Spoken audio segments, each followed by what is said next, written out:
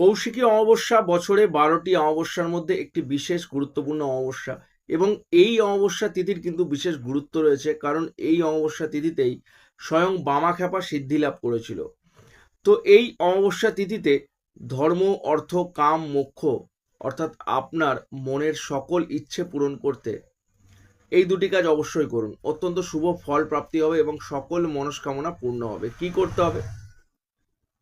অমাবস্যা তিথি চলাকালীন মা তারার নাম বা মা তারার মন্ত্র 1008 বার জপ করুন। মা তারাকে অবশ্যই স্মরণ করুন। তবে একটা জিনিস মাথায় রাখতে হবে, পরিষ্কার শুদ্ধ মনে ভালো চিন্তা ভাবনা করতে হবে এবং শুদ্ধ চিন্তা ভাবনা করতে হবে, অর্থাৎ কারোর খারাপ চাওয়া যাবে না, কারোর ক্ষতি চাওয়া যাবে না।